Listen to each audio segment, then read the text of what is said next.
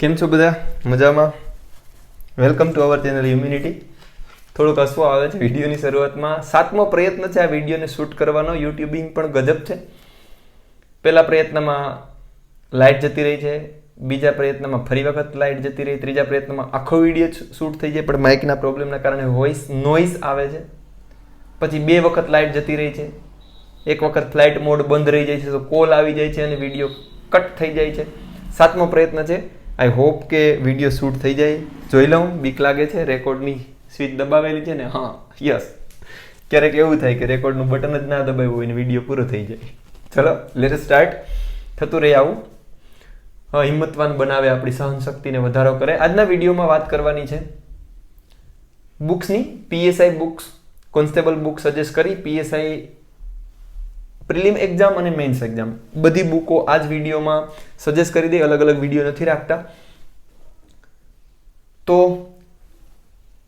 ગઈ જે ભરતીઓ પીએસઆઈ એએસઆઈની એનું પ્રિલિમનો સિલેબસ અને ગઈ ભરતી 2017ના પેપર એનાલિસિસ મુજબ હું તમને બુકો સજેસ્ટ કરીશ. આગળ વધતા પહેલા, બુકો સજેસ્ટ કરતા પહેલા વારંવાર રિપીટ કરવાની વાત, આ બુકો છે એ આપણી લાઇબ્રેરીમાં ઉપલબ્ધ મારા અનુભવો મુજબની સારી બુકો છે, બેસ્ટ બુકો નથી. તમને રેફરન્સ આપું છું. એક રેફરન્સ મારા તરફથી છે તમને કે આ બુકો તમે જોઈ લેજો. હજુ પણ 4-5 જગ્યાએથી રેફરન્સ લઈને પછી બુક પસંદ કરો. સારામાં સારી બુકો વાંચવી જોઈએ અને લિમિટેડ કલેક્શન રાખી અને વાંચવું જોઈએ. તો શરૂઆત કરીએ. તમારે જોવાનું છે રેફરન્સ બુકોને જોવાની છે. તમારા તર્કમાં, તમારી કસોટીમાં ખરી ઉતરે તો જ લેવાની છે. તો શરૂઆત કરીએ વધારે સમય ના બગડતા. પ્રિલિમ પરીક્ષાનો સિલેબસ આવો કંઈક પાસ્ટમાં હતો, ફ્યુચરમાં બદલે તો કંઈ નથી કહી શકાય, બટ મોટા ભાગે ન બદલવાની શક્યતાઓ છે. સામાન્ય જ્ઞાન, વર્તમાન પ્રવાહ, મનોવિજ્ઞાન, ઇતિહાસ, ભૂગોળ, સમાજશાસ્ત્ર, વિજ્ઞાન અને મેન્ટલ એબિલિટી.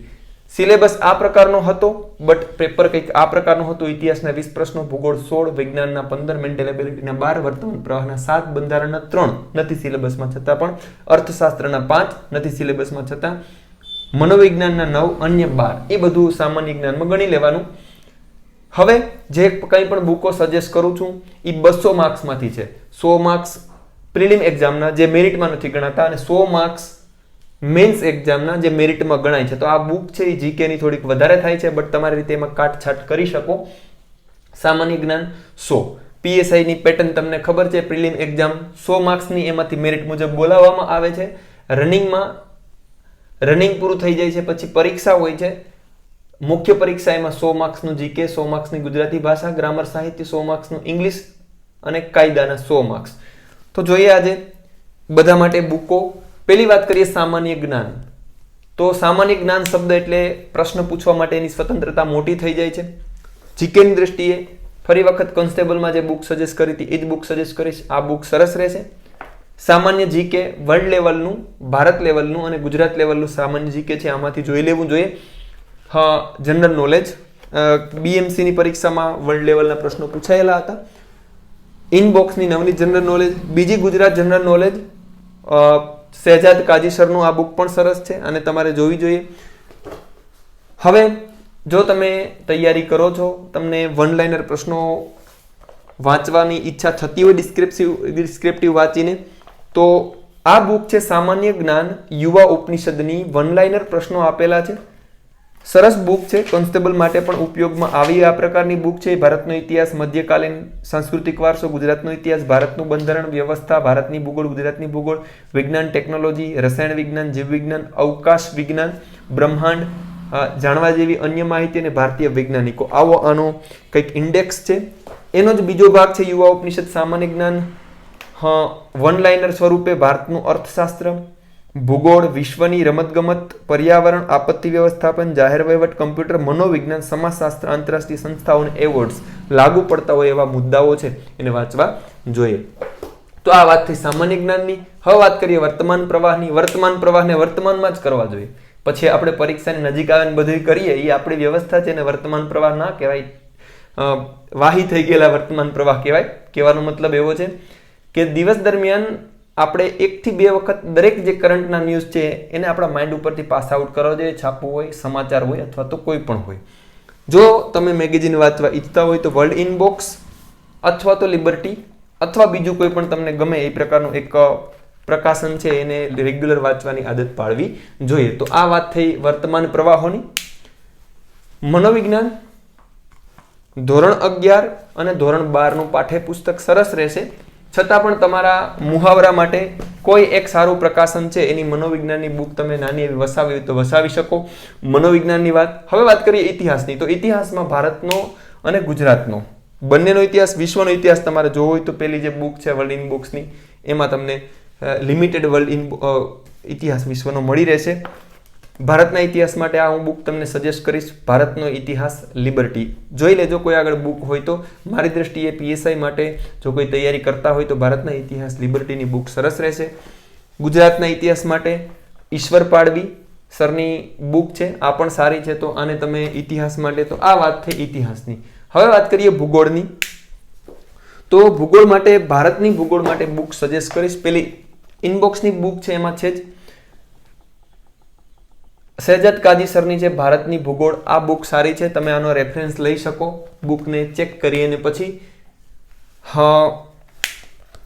ગુજરાતની ભૂગોળ પેલી જે બુક મેં તમને શહેજાદ કાજી સરની જે બુક બતાવી, આમાં ગુજરાતની ભૂગોળના ઘણા કોન્સેપ્ટનો સમાવેશ થઈ જાય, છતાં પણ સ્પેશિયલ પેપર આવે છે, તમે ડીપ કંઈ કરવા ઈચ્છતા હોય તો હું તમને 2 બુક બતાવીશ. ગુજરાતની ભૂગોળ લિબર્ટીની બુક છે, કલરફુલ બુક. આ બુકમાં નદી અને અન્ય જે સામાન્ય જીકે છે એ સારી રીતે આપેલું છે, જિલ્લાઓ પણ છે, બટ જિલ્લા માટે આ જે ઇનબોક્સની ગુજરાતની ભૂગોળ છે આમાં જિલ્લાઓ પણ સારી રીતે આપેલા છે. તો આ 2 બુક છે એને પણ તમે જોઈ અને પસંદ કરી શકો ઇફ યુ વોન્ટ. તો આ વાત થઈ ભૂગોળ ગુજરાત અને ભારતની. હવે વાત કરીએ સમાજશાસ્ત્ર. તો સમાજશાસ્ત્ર માટે ફરી વખત પાઠ્યપુસ્તકો ધોરણ 11 અને ધોરણ 12 આ પાઠ્યપુસ્તકો છે. અને કોઈ પણ પરીક્ષાની જાહેરાત થઈ જાય અને માર્કેટમાં કોઈ નાની એવી બુક તમને સમાજશાસ્ત્રની એમસીક્યુ કે ઓનલાઈન મળતી હોય ને તમે ખરીદવી હોય તો ખરીદી શકો. વાત કરીએ વિજ્ઞાનની. વિજ્ઞાન માટે પાઠ્યપુસ્તકો સારા રહે છે. તો પાઠ્યપુસ્તકો જોતાની સાથે સાથે કોન્સ્ટેબલમાં મેં જે બુક સજેસ્ટ કરી એ બુક સામાન્ય વિજ્ઞાન યુવા ઉપનિષદ સાથે લેશો તો આ બુક તમને એમસીક્યુ વાળી 3800 થી વધારે એમસીક્યુની સાથે મળશે. આ બુક સારી છે. ઉપરાંત તમે જો વધારે કંઈ એમસીક્યુ 5 થી 10 ના નવા પાઠ્યપુસ્તકો તમારે વાંચવા નથી અને એમસીક્યુ વાંચવા છે તો આ બુક છે 5 થી 10 ના એમસીક્યુ આપેલા છે લિબર્ટીની. કદાચ અત્યારે અવેલેબલ નથી, નહીં મળતી હોય, બટ ઈચ્છા હોય તો તમે આ બુક પણ લઈ શકો. હવે વાત કરીએ મેન્ટલ એબિલિટી. મેન્ટલ એબિલિટી એટલે ગણિત અને રીઝનિંગ. ગણિત અને રીઝનિંગ માટે, ગણિત માટે નીરજ ભરવાડ સરની બુક છે અને આ બુક પણ છે વર્લ્ડ ઇન બોક્સની. આ બંને બુક તમે જોઈ શકો. એની સાથે એક આ ભૂમિતિની બુક છે, એ ગણિત સાથે આઈ થિંક સો આવે છે. તો નીરજ સરની બુક છે. આ મેથ્સની 2 બુક સાથે સાથે ક્યારેક હું સજેસ્ટ કરતો હોઉં છું સુગણિતમ. તો આ 3 બુક તમે જોઈ અને તમને જે અનુકૂળ લાગે એમાંથી કોઈ પણ એક બુક છે એ પસંદ કરી શકો. એકથી વધારે રાખવી હોય તો મને કોઈ ઇશ્યુ નથી, બટ તમારે એનું મેનેજ એ બુકને કરવી પડે. તો આ વાત હતી સિલેબસ મુજબ અને જે જૂના પેપર છે. હવે વાત કરીએ અહીંયા કમ્પ્યુટર છે, અર્થશાસ્ત્ર છે, બંધારણ ઓલરેડી તમારે આગળ હોય તો આવા વિષયો માટે તમે જો કંઈ કરવા માંગતા હોય તો કમ્પ્યુટર માટે ડોક્ટર સતીશ પટેલની બુક છે એ મેં તમને સજેસ્ટ કરેલી જ છે. ઉપરાંત કમ્પ્યુટરનું ધોરણ 9 નું પાઠ્યપુસ્તક અને ધોરણ 10 ના પહેલા 4 ચેપ્ટર સારી રહેશે. અર્થવ્યવસ્થા મોટે ભાગે કરંટના પ્રશ્નો છે એને ધ્યાને રાખવા જોઈએ, છતાં પણ તમે જોવા માંગતા હોય આવા 5 એક પ્રશ્નો તમને જોવા મળ્યા હોય તો ભારતની અર્થવ્યવસ્થા બહુ મોટી બુક નથી, નાની છે, લિબર્ટીની બુક છે અને પાછળ એમાં જો લેટેસ્ટ એડિશન હોય તો કરંટના અર્થશાસ્ત્રના ટોપિક પણ આપેલા હોય છે. તો આ વાત થઈ જનરલ નોલેજ, પ્રિલિમિનરી એક્ઝામ અને મુખ્ય એક્ઝામ 100 માર્ક્સ અને આ 100 માર્ક્સ માટે બુકો છે. હું તમને સજેસ્ટ કરું છું કઈ બુક તમારે પસંદ કરવી, લેવી ના લેવી, એના માટે નિર્ણય તમારો પોતાનો છે. તો હવે વાત કરીએ ગુજરાતી ભાષા. ગુજરાતી ભાષામાં ગુજરાતી સાહિત્ય અને ગુજરાતી વ્યાકરણ બંનેનો સમાવેશ થાય. તો સાહિત્ય માટે વધારે એટલા બધી પ્રશ્નો નથી રહેતા. તો જે કંઈ પણ મેં જીકેની બુક બતાવેલી છે ઇનબોક્સની અને શહેજાદ કાજી સરની, એમાં જેટલું સાહિત્ય છે એટલું કરી લ્યો તો મારી દ્રષ્ટિએ ઇનફ છે. એટલા માટે અલગથી બુક એના માટે નથી બતાવતો. વાત રહી ગુજરાતી વ્યાકરણની, તો હંમેશાને માટે હું સજેસ્ટ કરતો હોઉં છું ગુજરાતી વ્યાકરણ અક્ષર. અને બીજું હોય છે સજેશનમાં પાઠ્યપુસ્તકો ધોરણ 6 થી લઈ અને 12 સુધીના અથવા 8 થી લઈ અને ધોરણ 12 સુધીના પાઠ્યપુસ્તકોનું સાહિત્ય અને વ્યાકરણ એકદમ સારું હોય છે. પ્રકાશનની બુકમાં અક્ષર પ્રકાશન વ્યાકરણ પરિચયની બુક સારી છે, બટ એક બુક હું આજે એડ કરું છું. આ બુકમાં સ્વર વ્યંજનને લઈ ધ્વનિને લઈને એટલો બધી કોન્ટેન્ટ સારો નથી. એના માટે એક બુક છે, બુકનું નામ છે વ્યાકરણ વિહાર, 5મી આવૃત્તિ છે. વધારે કંઈ આની આગળની આવૃત્તિ હોય તો એને લેવી જોઈએ તમારે. આ બુકની અંદર બહુ સારી રીતે શબ્દ ભંડોળ પાઠ્ય પુસ્તકોનો પણ સમાવેશ થઈ ગયો છે, પણ જે છંદ સમાસ અને અલંકારના એક્ઝામ્પલ છે એ આમાં વધારે છે આ બુક કરતાં પણ. તો બંને બુકો છે એ તમારે જોઈ લેવી, તમને અનુકૂળ લાગે એ બુક ખરીદવી, અને બંને ખરીદવી હોય તો તમારી ઈચ્છા, બટ મેનેજમેન્ટ તમારે કરવાનું છે કે ઓવર ના થાય એ તમારે જોવાનું છે. હવે વાત કરીએ અંગ્રેજી ભાષા. અંગ્રેજી ભાષા માટે દરેક વ્યક્તિ માટે બુકો બદલશે, એટલા માટે કોઈ એક પર્ટિક્યુલર બુક છે એ અંગ્રેજીમાં સજેસ્ટ કરવી એ મને પોતાને અગવડતા ભર્યું લાગે છે. એટલા માટે બુકો, ઇંગ્લિશ બુકો માટે હું સજેસ્ટ કરતા પહેલા એક તમને વાત કહેવાનું પસંદ કરીશ કે ઇંગ્લિશ ગ્રામર છે. ઇંગ્લિશ ગ્રામર તમારું જે લેવલ છે એ લેવલથી શીખવાની શરૂઆત કરો અને એમાં યુટ્યુબનો સહારો લો. કોઈ પણ ટોપિક તમારે શીખવો છે તો યુટ્યુબમાં English grammar I think about 90% જેટલું કન્ટેન્ટ તમને ત્યાં મળી જ રહેવાનું છે, ટોટલી ફ્રી. તો ઇંગ્લિશ શીખવા માટે યુટ્યુબનો સહારો લેવો જોઈએ મારી દ્રષ્ટિએ. બુકોની વાત કરીએ તો તમારે બે જ ગ્રામર કરવું છે. ગ્રામર શીખવાની શરૂઆત છે, પરીક્ષાલક્ષી કદાચ ના આવે પણ તમારે શીખવા માટે આ બુક છે એ સારી સાબિત થઈ પડે એમ છે. મેં ઇંગ્લિશ શીખવાની શરૂઆત આ બુકથી કરેલી હતી. ઇઝી ઇંગ્લિશ પાઠમાલા, CC અડાલજા લિખિત છે, નવનીતની બુક છે, 3 ભાગ આવે છે. આ બુક છે એ એકદમ નાની છે, બટ બેઝ છે ઇંગ્લિશ શીખવાની શરૂઆત અહીંથી થઈ શકે. એનાથી આગળ થોડીક વાત કરીએ તો ઇંગ્લિશ શીખો છો તમે તો ઇંગ્લિશ સેકન્ડ લેંગ્વેજ વિકાસની આ બુકો આવે છે. આ ધોરણ 10ની છે. આવી રીતે 8, 9, 10, 11, 12 જે કંઈ પણ મળતી હોય તમે જોઈ અને લઈ શકો જો તમારી શરૂઆત શીખવાની છે તો. હવે પરીક્ષાલક્ષી એક બુક છે golden rules of English grammar, BC Rathod સરની છે, અક્ષર પબ્લિકેશનની 500 અને એક સારા એવા રૂલ્સ આપેલા છે આ બુકમાં, તમે વસાવી શકો જોઈને. બીજું રેડી રેકનર 11, 12, ધોરણ 11 અને 12ની રેડી રેકનર. આ બુક છે એમાં ટેન્સ, એક્ટિવ પેસિવ અને ડાયરેક્ટ ઇનડાયરેક્ટ જે આ બુકમાં આપેલા છે એવી બીજી બુકમાં મેં ક્યાંય જોયેલા નથી. તો આ બુક સારી છે. બીજી ઘણી બાબતો પણ સારી છે. શબ્દ ભંડોળ માટે પણ આ બુક સારી છે કેમ કે પાઠ્યપુસ્તકો ઉપર આધારિત હોય છે એટલા માટે. હવે એક લેવલનું ઇંગ્લિશ તમારું છે તો લ્યુસેન્ટ પ્રકાશનની હિન્દી એડિશન આવે છે, ઇંગ્લિશ એડિશન આવે છે, એઝ યુ વિશ. આ બુક બહુ સરસ રહેશે મારી દ્રષ્ટિએ. તો બહુ જ સારી બુક કહી શકાય. જો તમારું લેવલ હોય તો આ બુક તમારે રિફર કરવી જોઈએ. તો ઇંગ્લિશ બુકો માટે સૌનક પટેલ સરની બુકનું ઘણા કહેતા હોય છે, એની ચેનલ પણ છે તો તમે ત્યાં પણ વિઝિટ કરી શકો, એની બુક પણ ચકાસી શકો. મારા આગળ હાલ નથી એટલે હું બતાવી નથી શકતો. હા, ઇંગ્લિશના પ્રશ્નોની તમારે પ્રેક્ટિસ કરવી છે. પાસ્ટમાં કેવા પ્રશ્નો પૂછાયા, કેવા પ્રશ્નો પૂછાતા હોય છે, એની અંદર કેવા લોજિક હોય છે. તો કિશન સર છે એન્જલ એકેડમી જસદણ, એના 6666ની આ એક બુક આવે છે. આઈ થિંક કંઈક એપ્લિકેશન પણ એની છે.